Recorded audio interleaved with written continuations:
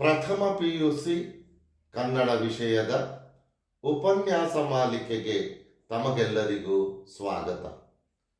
ಇಂದಿನ ತರಗತಿಯಲ್ಲಿ ನಾವು ಬೋಳೇಶಂಕರ ನಾಟಕದ 2ನೇ ಅಧ್ಯಾಯವಾದಂತಹ ನಗಬೇಕೋ ತಮ್ಮ ನಗಬೇಕೋ ಅಧ್ಯಾಯವನ್ನು ಈಗ ನಾವು ಓದೋಣ.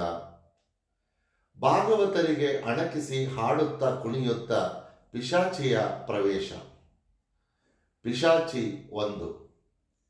ನಗಬೇಕೋ ತಮ್ಮ ನಗಬೇಕೋ, ಬೆರಳು ಕಣ್ಣಿಗೆ ಚುಚ್ಚಿ ಕಣ್ಣಿನ ಕನಸಿಗೆ ಗಾಯವಾದುದ ನೋಡಿ ನಗಬೇಕೋ. ನಕ್ಕರೆ ಕಟ್ಟಿಸಿದ ಚಿನ್ನದ ಹಲ್ಲುಗಳು ಸಟ್ಟನೆ ಸಿಡಿದು ಬಿದ್ದಿರಬೇಕೋ. ನಗಬೇಕೋ ತಮ್ಮ ನಗಬೇಕೋ. ನಮಸ್ಕಾರ. ನನ್ನ ಪರಿಚಯ ಮಾಡಿಕೊಡೋದಕ್ಕೆ ಭಾಗವತರು ಹೆದರುತ್ತಾರಾದ್ದರಿಂದ ನನ್ನ ಬಗ್ಗೆ ನಾನೇ ಹೇಳಿಕೊಳ್ಳುತ್ತೇನೆ. ನಾನು ಪಿಶಾಚಿ, ಸೈತಾನನ ಪರಿವಾರದಲ್ಲಿದ್ದವನು. ಸೈತಾನನ ಬಲಭುಜವೋ ಎಡಭುಜವೋ ಅಂತ ಹೇಳಿಕೊಳ್ಳಲಾರೆ. ಆದರೆ ಖಂಡಿತ ಸೈತಾನನ ಕೈಬೆರಳಿಗೋ ಕಾಲ್ಬೆರಳಿಗೋ ಸಮನಾಗಬಲ್ಲ ಶಕ್ತಿ ಇದ್ದವನು. ಹೇಳಿಕೊಳ್ಳುವಷ್ಟು ದುಷ್ಟತನ ನನ್ನಲ್ಲಿಲ್ಲ. ಅದಕ್ಕೆ ಸೈತಾನ ದೊರೆ ಮೊದಲೇಟಿಗೆ ನನ್ನ ನಂಬೋದೇ ಇಲ್ಲ. ಬೇರೆ ಪಿಶಾಚಿಗಳು ನಿಮ್ಮ ಆನಂದದಲ್ಲಿ ವಿಷ ಬೆರೆಸಿ ಹುಲಿ ಸಿಂಹ ದುರ್ದೈವ ಸೋಲುಗಳಾಗಿ ನಿಮ್ಮನ್ನು ಕಾಡುತ್ತಾರೆ. ನಾನಂತಹ ಶಕ್ತಿವಂತನಲ್ಲವಾದ್ದರಿಂದ ನೊಣವೋ ಸೊಳ್ಳೆಯೋ ಆಗಿ ನಿಮ್ಮ ನೆಮ್ಮದಿಯನ್ನು ಕೆಡಿಸಿ ಕೊನೆ ಪಕ್ಷ ನಿಮಗೊಂದು ಅಂಟು ರೋಗ ಅಂಟಿಸಿ ಜನ್ಮ ಸಾರ್ಥಕಪಡಿಸಿಕೊಳ್ಳೋ ಪೈಕಿ ನಾನು. ನೀವೆಲ್ಲ ದೊಡ್ಡ ಮನುಷ್ಯರೇ, ನಿಮಗೆ ದೌರ್ಬಲ್ಯಗಳಿವೆ. ಅವುಗಳ ಒಳಗಿನಿಂದ ನಾವು ಪಿಶಾಚಿಗಳು ನಿಮ್ಮನ್ನು ಪ್ರವೇಶಿಸುತ್ತೇವೆ. ಒಮ್ಮೆ ಒಳವೊಕ್ಕಿದರಾಯಿತು, ನಿಧಾನವಾಗಿ ದಿನ ಇಷ್ಟಿಷ್ಟೇ ಹಬ್ಬುತ್ತೇವೆ. ಮುಂದೊಂದು ದಿನ ಕಿಡಿತಾಗಿದರೆ ಮದ್ದಿನ ಭಂಡಾರವಾಗಿ ಸಿಡಿಯುತ್ತೇವೆ. ಸೈತಾನ ದೊರೆ ಆಗಲೇ ನೀವು ನೋಡಿದಿರಲ್ಲ, ಬೋಳೇಶಂಕರ ಮತ್ತವನ ಅಣ್ಣಂದಿರಲ್ಲಿ ವಿರಸ ಹುಟ್ಟಿಸಿ ಮೂವರನ್ನು ನರಕಕ್ಕೆ ಕರೆತನ್ನಿ ಅಂತ ನಾವು ಮೂವರನ್ನು ಭೂಲೋಕಕ್ಕೆ ಕಳಿಸಿದ್ದಾರೆ. ಬೋಳೇಶಂಕರನ ಅಣ್ಣಂದಿರೇ ವಾಸಿ. ಕೊಳೆತ ಬಲೆ ಹಾಕಿ ಎಳೆದರೂ ಬರುವಂತವರು. ನನ್ನ ಅಣ್ಣಂದಿರು ತಲೆ ತುರಿಸಿಕೊಳ್ಳುವ ಮೊದಲೇ ಇವರು ವಶವಾಗಿದ್ದರು. ನನ್ನ ಅಣ್ಣಂದಿರು ಅವರ ಹಿಂದೆ ನಿಲ್ಲುವುದಷ್ಟೇ ತಡ. ನೀವೇ ನೋಡಿದಿರಲ್ಲ, ಬೆಟ್ಟದ ತುದಿಯಿಂದ ನೆಗೆದು ಬೀಳೋದಕ್ಕೆ ಹೇಗೆ ಚಡೆಪಡಿಸುತ್ತಿದ್ರು ಅಂತ. ನನ್ನ ಗಿರಾಕಿ ಇದ್ದಾರಲ್ಲ ಬೆಪ್ತಕ್ಡಿ ಬೋಳೇಶಂಕರ, ಮಹಾಪಾಕಡ. ಆಸ್ತಿ ಭಾಗ ಮಾಡಿಕೊಡುವಾಗ ಅಣ್ಣ ತಮ್ಮಂದಿರು ಜಗಳಾಡಿ ಕಣ್ಣು ಕಿವಿ ಕಿತ್ತಾಡುತ್ತಾರೆ ಅಂತ ಅಂದುಕೊಂಡಿದ್ದೆವು. ಈ ಬೆಪ್ತಕ್ಡಿ ಅವರು ಕೇಳಿದ್ದನ್ನೆಲ್ಲ ಕೊಟ್ಟು ಬಿಟ್ಟನೆ. ಇವನ ಪಂಚೇಂದ್ರಿಯಗಳೋ ಎಲ್ಲರಿಗಿಂತ ಚುರುಕು. ಇವನ ಅಣ್ಣಂದಿರ ಹಿಂದೆ ನನ್ನ ಅಣ್ಣಂದಿರು ಗಾಳಿಯಾಗಿ ನಿಂತಿದ್ದರೆ ಪತ್ತೆ ಮಾಡಿ ಹೇಳಿಯೇ ಬಿಟ್ಟನೆ. ಪಿಶಾಚಿಯಾಗಿ ಇಷ್ಟು ವರ್ಷ ಸರ್ವೀಸ್ ಆಯಿತು. ನನ್ನ ಅನುಭವಕ್ಕೆ ಮಸಿ ಬಳಿಯುವಂತ ಇಂಥ ಪಾಕಡನ್ನ ನಾನಿನ್ನೂ ನೋಡಿರಲಿಲ್ಲವೇ. ಮಾತಿಗೊಮ್ಮೆ ನಾವು ಕೇಳಬಾರದ ಹೆಸರು ಹೇಳೋದೇನೋ, ತಂತಾನೆ ಮಾತಾಡಿಕೊಳ್ಳೋದೇನೋ. ಹಬ್ಬ, ಇದೀಗ ಅವನು ಮರದ ನೆರಳಲ್ಲಿಟ್ಟ ರೊಟ್ಟಿ ಕದೀತೀನಿ. ಹಸಿದು ಬಂದು ರೊಟ್ಟಿ ಯಾರು ಕದ್ದರು ಅಂತ ವಾಚಾಮ ಗೋಚರ ಬೈದಾಡ್ತಾನೆ. ಅಷ್ಟಾದರೆ ಅವನ ಮನಸ್ಸನ್ನ ಅದೇ ಮಾರ್ಗವಾಗಿ ಪ್ರವೇಶಿಸಬಹುದು. ರೊಟ್ಟಿ ಕದ್ದು ಅದೃಶ್ಯವಾಗಿ ನಿಲ್ಲುವನು. ಬೋಳೇಶಂಕರ ಹಸಿದು ಉಳೋದನ್ನು ನಿಲ್ಲಿಸಿ ರೊಟ್ಟಿ ಹುಡುಕುವನು. ಬೋಳೇಶಂಕರ, ರೊಟ್ಟಿ ಇತ್ತಲ್ಲ, ಹಸಿದವರ್ಯಾರೋ ತಗೊಂಡು ತಿಂದಿರಬೇಕು. ಒಂದು ಹೊತ್ತು ರೊಟ್ಟಿ ತಿನ್ನದಿದ್ದರೆ ನಾನೇನು ಸಾಯುವುದಿಲ್ಲ. ಉಳಿದ ಕೆಲಸ ಬೇಗನೆ ಮುಗಿಸಿ ಹೋಗಿ ಉಂಡರಾಯಿತು. ಕೆಲಸಕ್ಕೆ ಹೋಗುತ್ತಾನೆ. ಪಿಶಾಚಿ 1 ಕಾಣಿಸಿಕೊಂಡು, ಎಲ್ಲಾ ಯೋಗ್ಯ, ಹಸಿದರೂ ಇವನಿಗೆ ಕೋಪ ಬರಲಿಲ್ಲವೇ? ಆಗಲಿ, ಬಾಯಾರಿಕೆಗೆ ಈ ವಿಶೇಷ ಪಾನಕ ಕೊಡ್ತೀನಿ. ಕುಡಿದು ಪ್ರಾಣಿಗಳ ಹಾಗೆ ಒದರಾಡುತ್ತಾ ಹುರುಳಾಡೋದನ್ನು ನೋಡಿ ಸಂತೋಷ ಪಡ್ತೀನಿ. ಬೋಳೇಶಂಕರನ ಮುಂದೆ ಪಾನಕ ಇಡುವುದು. ಬೋಳೇಶಂಕರ ಬಂದು, ಬೋಳೇಶಂಕರ, ತುಸು ನೀರಾದರೂ ಕುಡಿಯೋಣ. ಶಿವ ಎನ್ನುತ್ತಾ ಪಿಶಾಚಿ ಇಟ್ಟ ಪಾನಕ ಕುಡಿಯುವನು. ಹೊಟ್ಟೆ ನೋವಾಗಿ ಹಿಡಿದುಕೊಳ್ಳುವನು. ಇದನ್ನು ಕಂಡು ಪಿಶಾಚಿಗೆ ಸಂತೋಷವಾಗುತ್ತದೆ. ಬೋಳೆ ಶಂಕರ ತನಗೇನು ಆಗಿಲ್ಲವೆಂಬಂತೆ ಪುನಃ ಕೆಲಸಕ್ಕೆ ಹೋಗುವನು. ಪಿಶಾಚಿ 1, ಎಲ್ಲ ಇವನ ತನ್ನ ಪಾಡಿಗೆ ತಾನು ಪುನಃ ಕೆಲಸಕ್ಕೆ ತೊಡಗಿದನೆ.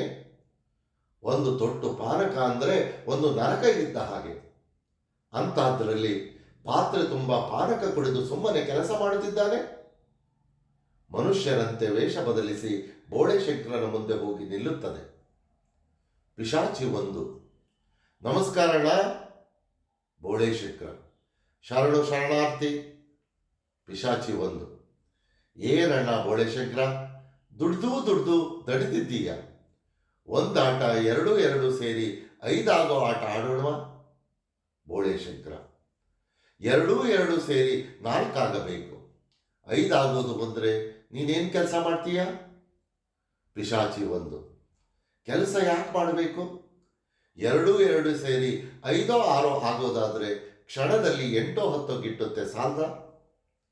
ಬೋಳೆ ಶಂಕರ, ಹಾಗಾದರೆ ನೀನು ಸಿಟಿಗಳಲ್ಲಿ ರಸ್ತೆಗಳ ಪಕ್ಕದಲ್ಲಿ ಕೂತು ಇಸ್ಪಿಟೆಲೆ ಹಾಕ್ತಾರಲ್ಲ, ಆ ಪೈಕಿನ? ಪಿಶಾಚಿ 1, ಯಾಕಣ್ಣ ಹಿಂಗಂತೀಯ? ಬೋಳೆ ಶಂಕರ, ಯಾಕಂದ್ರೆ ನಿನ್ನ ಕೂಡೋ ಆಟ ಅಂಥದ್ದು, ಅದಕ್ಕೆ. ಪಿಶಾಚಿ 1, ಬೇಡ ಬಿಡು, ಕಳೆಯೋ ಆಟ ಆಡೋಣವಾ? ನೋಡೋಣ, ನಿನ್ನ ಹತ್ರ 10 ರೂಪಾಯಿ ಇದೆ. 5 ನನಗೆ ಕೊಟ್ರೆ ಎಷ್ಟು ಉಳಿತು ಹೇಳು ನೋಡೋಣ? ಬೋಳೆ ಶಂಕರ, 10. ಹೇಗೆಂದ್ರೆ ನಾನು ನಿನಗೆ 5 ರೂಪಾಯಿ ಕೊಡೋದಿಲ್ಲ. ಪಿಶಾಚಿ 1, ಕೊಡದಿದ್ರೆ ನಾನು ಬಂದು ಕದೀತೀನಿ. ಬೋಳೆ ಶಂಕರ, ಕದ್ದರೆ ಕೈ ಮುರಿತೀನಿ. ಪಿಶಾಚಿ 1, ಏನಂದೆ? ಬೋಳೆ ಶಂಕರ, ಇಲ್ಲಿಂದ ತೊಲಗದಿದ್ರೆ ಕಾಲು ಮುರಿತೀನಿ. ನಾನೇನಾದರೂ ರಾಜನಾದರೆ ನಿಮ್ಮಂಥ ಸೋಂಬೇರಿಗಳಿಗೆ ಊಟ ಹಾಕೋದೇ ಇಲ್ಲ. ನಿಮ್ಮಂಥ ನರಭಕ್ಷಕರು ಇರೋ ದೇಶವನ್ನು ಆ ಶಿವನೇ ಕಾಪಾಡಬೇಕು. ಪಿಶಾಚಿ ಅಯ್ಯಯ್ಯೋ ಎಂದು ಕಿವಿ ಮುಚ್ಚಿಕೊಂಡು ಓಡುತ್ತದೆ. ಅಧ್ಯಾಯ 3. ಜಯವು ನರಕದ ಮಾಲೀಕ. ಕುಡಿದ ಪಿಶಾಚಿಗಳು ಹಾಡುತ್ತಾ ಬರುತ್ತವೆ. 1ನೇಯದು ಚಿಂತೆ ಮಾಡುತ್ತಾ ಕೂತಿದೆ. ಪಿಶಾಚಿಗಳು, ಜಯವು ನರಕದ ಮಾಲೀಕ, ನಿನ್ನ ಕುಶಿಗಿ ಪಾನಕ, ಎಲುಬಿನೊಳಗಡೆ ಇಳಿದು ಆತ್ಮದ ಖಾಲಿ ತುಂಬುವ ಪಾನಕ, ಅಡಿಗಡಿಗೆ ನಡೆಗೆಡೆಸಿ ಪಾತಾಳಕ್ಕೆ ತಳ್ಳುವ ಪಾನಕ. ಪಿಶಾಚಿ 3, ಅದ್ಯಾಕೆ ನಾನು ಕುಡಿದಾಗೆಲ್ಲ ಈ ಲೋಕ ತೂರಾಡ್ತದೆ? ಪಿಶಾಚಿ 2, ಸಗಣಿ ಮೇಲೆ ಕಾಲಿಟ್ಟರು ಜಾರೋದಿಲ್ಲ ನಾನು, ಗೊತ್ತಾ? ಪಿಶಾಚಿ 3, ನೀನು ಕುಡಿದದ್ ನೀರು, ಹೆಂಡ ಅಂತ ತಿಳ್ಕೊಂಡಿದ್ದೀಯ ಅಷ್ಟೇ. ಪಿಶಾಚಿ 2, ನೀರಿನ ವೈರಿ ಕಣ್ಣ ನಾನು, ನೀರು ಬೆರೆಸೋದೇ ಇಲ್ಲ, ನೇರ ಹಾಗಾಗಿ ಮೈ ಚರ್ಮ ತುಂಬೋ ತನಕ ಕುಡಿತೀನಿ. ನೀರು ಕುಡಿಯೋನು ಅಂತ ನನಗಂತೀಯ ಬೇಕೂಫ? ನಿನ್ನಮ್ಮ ನೀರು ಕುಡಿಯೋಳು, ನಿನ್ನಪ್ಪ ನೀರು ಕುಡಿಯೋನು. ಪಿಶಾಚಿ 3, ಥು, ಮನುಷ್ಯರ ಥರ ಮಾತಾಡಿ ಪಿಶಾಚಿಗಳಿಗೆ ಅವಮಾನ ಮಾಡ್ತೀಯಲ್ಲೋ. ಪಿಶಾಚಿ 2, ನನಗೆ ಮನುಷ್ಯ ಅಂತೀಯನೋ ಖದೀಮ? ನೀ ಮನುಷ್ಯ, ನಿನ್ನಪ್ಪ ಮನುಷ್ಯ.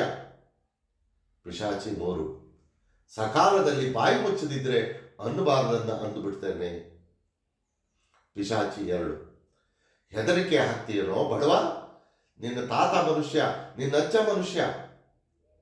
ಪಿಶಾಚಿ 3, ನನ್ನ ತಾಳ್ಮೆ ಪರೀಕ್ಷೆ ಮಾಡ್ತಾ ಇದೀಯಾ? ಪಿಶಾಚಿ 2, ನಿನ್ನ ಅಜ್ಜಿ ಮುತ್ತಜ್ಜಿ ಅವರೆಲ್ಲ ಮನುಷ್ಯರು ಕಣೋ. ಪಿಶಾಚಿ 3, ನಿನ್ನಮ್ಮ ದೇವತೆ ಕಣೋ. ಪಿಶಾಚಿ 2, ಆಘಾತ ಹೊಂದಿ, ಏನಂದೆ? ನನ್ನಮ್ಮ ದೇವತೆ ಅಂದೆಯ?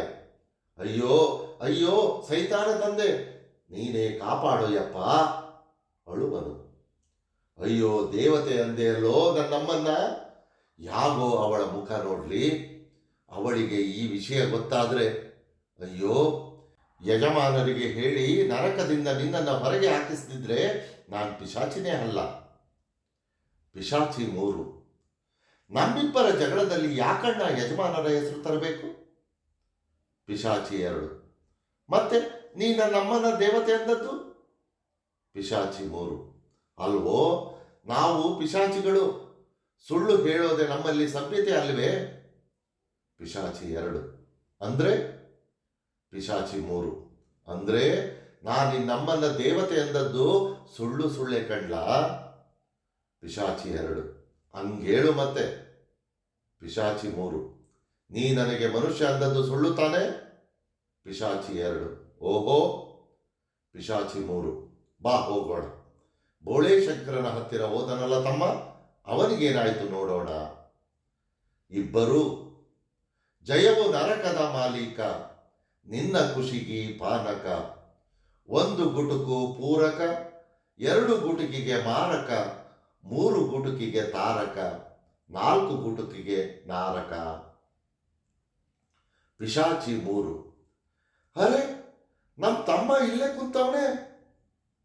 ಪಿಶಾಚಿ 2 ಯೋ ದ್ರಾಬೆ, ಏನೋ ಮಾಡ್ತಾ ಇದ್ದೀಯಾ.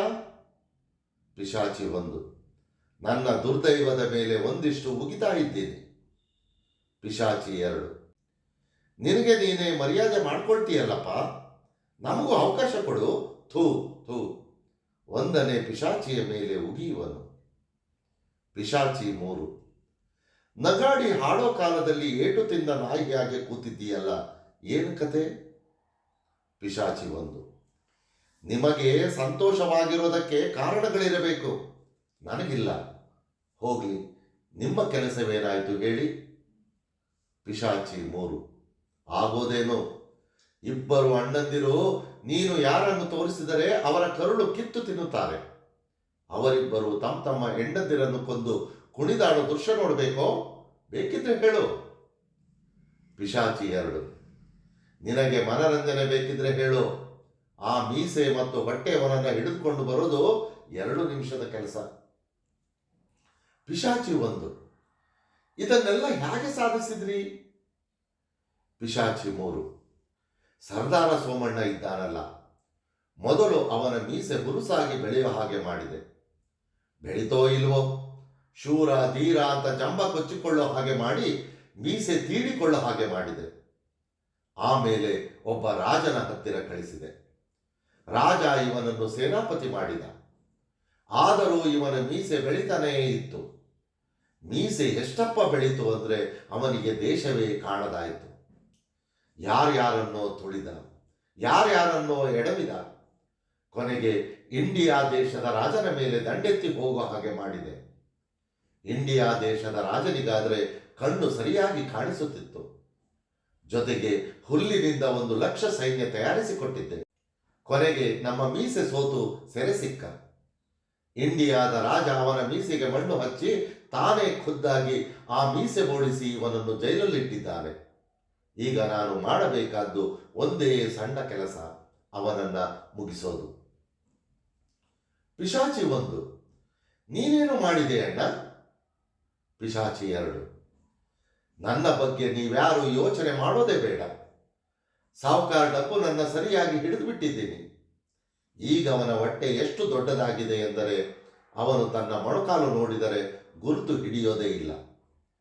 ಯಾಕಪ್ಪ ಇದನ್ನೆಲ್ಲ ಮಾಡಿದೆ ಅಂದರೆ, ಮೊದಲು ಅವನಿಗೆ 5 ಎಲೆ ಆಟ ಕಲಿಸಿ 2 ಸೇರಿ 5 ಆಗೋದನ್ನು ತೋರಿಸಿದೆ.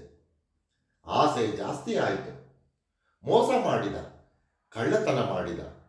ಇತ್ತೀಚೆಗಂತೂ ಖೋಟಾ ನೋಟಿನ ವ್ಯವಹಾರವೆಲ್ಲ ಅವನದೇ. ಖೋಟಾ ನೋಟಿನವನ ಹೆಂಡತಿ ಯಾವತ್ತೂ ವಿಧವೆ ಅಂತಾರಲ್ಲ, ಹಾಗೆ. ನೀನು ಯಾವಾಗ ಆಗಲಿ ಅಂದರೆ ಆವಾಗ ಅವನನ್ನು ಸೆರೆ ಹಿಡಿಸಿ ಕೊಲ್ಲೋದಕ್ಕೆ ನಾನು ರೆಡಿ. ಆಯ್ತಲ್ಲಯ್ಯ, ನಿನ್ ಕತೆ ಏನು. ಪಿಶಾಚಿ 1 ಕಷ್ಟಕ್ಕಿಟ್ಟುಕೊಂಡಿದೆ. ಪಿಶಾಚಿ 2 ಅಂಥದ್ದೇನಯ್ಯ. ಪಿಶಾಚಿ 1 ಅವನ ಸಹವಾಸ ಭಾರಿ ಕಷ್ಟ ಕಂಡ್ರಯ್ಯ. ಯಾವ ಪಟ್ಟು ಹಾಕಿದರೂ ನುಣುಚಿಕೊಳ್ತಾನೆ. ನಾನು ಚಾಪೆ ಕೆಳಗೆ ನುಗ್ಗಿದ್ರೆ ಅವನು ರಂಗೋಲಿ ಕೆಳಗೆ ನುಸುಳ್ತಾನೆ. ಅಪ್ಪ ಅಂದರೆ ನಿಮ್ಮಪ್ಪ ಅಂತಾನೆ. ಪಿಶಾಚಿ 3 ಯಾರು ಬೆಪ್ತಕ್ಕಡಿಗ. ಪಿಶಾಚಿ 1 ಅವನೇ ಕಣಯ್ಯ, ಬದುಕಿನ ಬಗ್ಗೆ ಅವನಿಗೆ ಒಂದೂ ತಕರಾರಿಲ್ಲ ಗೊತ್ತಾ. ಪಿಶಾಚಿ 2 ಹೋಗಿ ನೀನು ಏನೇನು ಪ್ರಯತ್ನ ಮಾಡಿದೆ ಹೇಳು. ಪಿಶಾಚಿ 1 ಪಿಶಾಚಿ ಥರ ಬೈದಾಡ್ಲಿ ಅಂತ ರೊಟ್ಟಿ ಕದ್ದೆ, ಸಿಟ್ಟಿಗೆ ಹೇಳಲಿಲ್ಲ. ತಂತ್ರಿಯಾಗಲಿ ಅಂತ, ಹಸಿದು ಕ್ರೂರಿಯಾಗಲಿ ಅಂತ, ಕೊಚ್ಚೆಯಲ್ಲಿ ಬಿದ್ದು ಹುರುಳಾಡಲಿ ಅಂತ ಪಾನ್ಕ ಮಾಡಿಕೊಟ್ಟೆ. ಹೊಟ್ಟೆ ನೋವು ಅಂತ ಒಂದು ಸಾರಿ ಹೊಟ್ಟೆ ಹಿಡಿದುಕೊಂಡದ್ದೆಷ್ಟೋ ಅಷ್ಟೇ. ಯಾವುದಕ್ಕೂ ಜಪ್ಪಯ್ಯ ಅನ್ನಲ್ವೇ? ನಾವು ಉದ್ದೇಶಪೂರ್ವಕವಾಗಿ ಮರೆತವನ ಹೆಸರನ್ನು ಕ್ಷಣಕ್ಕೊಮ್ಮೆ ಸ್ಮರಿಸುತ್ತಿದ್ದರೆ ಅವನ ಹತ್ತಿರ ಹೋಗುವುದು ಹೇಗೆ? ಪಿಶಾಚಿ 2. ಎಲ್ಲಾ ಯೋಗ್ಯ, ಬೆಪ್ತಕ್ಡಿ ಇಂತಹ ದೇವತೆ ಅಂತ ಗೊತ್ತಿರಲಿಲ್ವೇ? ಪಿಶಾಚಿ 3. ಯಜಮಾನರಿಗಿದು ಗೊತ್ತಾದರೆ ನಿನ್ನನ್ನು ಪಂಡ್ರಾಪುರವೋ ಸಾವಳಿಗೆ ಮಠವೋ ಇಂಥ ಯಾವುದಾದರೂ ಪುಣ್ಯಕ್ಷೇತ್ರದಲ್ಲಿ ಎಸೆಯೋದು ಗ್ಯಾರಂಟಿ. ಪಿಶಾಚಿ 2. ಕೈಲಾಸದಲ್ಲಿ ಎಸೆದರೂ ಆಶ್ಚರ್ಯ ಇಲ್ವೇ? ಪಿಶಾಚಿ 1. ಏನಾದರೂ ಬದುಕೋ ಉಪಾಯ ಹೇಳ್ರಯ್ಯ ಅಂದ್ರೆ? ಪಿಶಾಚಿ 3. ಹೀಗೆ ಮಾಡಿದರೆ ನಿನಗೆ ಸಹಾಯವಾಗುತ್ತಾ ನೋಡು. ಯಾಗೂ ಸರ್ದಾರ್ ಸೋಮಣ್ಣ ಸಾವುಕಾರ ಕಾಮಣ್ಣ ನಮ್ಮ ಕೈಯಲ್ಲಿದ್ದಾರೆ, ಹೇಳಿದ ಹಾಗೆ ಕೇಳ್ತಾರೆ. ಅವರನ್ನು ಅಲ್ಲಲ್ಲೇ ಕೊಲ್ಲೋದರ ಬದಲು ಬೆಪ್ತಕ್ಡಿ ಹತ್ತಿರ ಕಳಿಸಿದರೆ ಹೇಗೆ? ಪಿಶಾಚಿ 2. ಹೇಗೇನು ಸರಿಯಾಗೇ ಇರುತ್ತೆ. ಇಬ್ಬರಿಗೂ ಅವನ ನೆಮ್ಮದಿ ನೋಡಿ ಹೊಟ್ಟೆ ಉರಿಯುತ್ತೆ. ಹೊಟ್ಟೆ ಉರಿದರೆ ಜಗಳ ಆಡ್ತಾರೆ. ಜಗಳ ಆಡಿದರೆ ಬೆಪ್ತಕ್ಡಿನೂ ರೇಗಿ ಶಾಪ ಹಾಕ್ತಾನೆ. ಅಲ್ಲಿಗೆ ನಮ್ಮ ಸೀಮೆಯಲ್ಲಿ ಅವನೊಂದು ಹೆಜ್ಜೆ ಹಾಕಿದ ಹಾಗೆ. ಪಿಶಾಚಿ 3. ನಾವಿಬ್ಬರು ನಿನ್ನ ಸಹಾಯಕ್ಕೆ ಅಲ್ಲೇ ನಿಂತಿರುತ್ತೇವೆ. ನಾವು ಮೂವರು ಪಿಶಾಚಿಗಳನ್ನು ಮೀರುವ ತಾಕತ್ತು ಅವನಲ್ಲಿದೆ ಅನ್ನೋದನ್ನ ನಾನಂತೂ ನಂಬೋದಿಲ್ಲ. ಪಿಶಾಚಿ 1. ಸದ್ಯಕ್ಕೆ ನಮಗಿರೋ ಉಪಾಯ ಇದೊಂದೇ.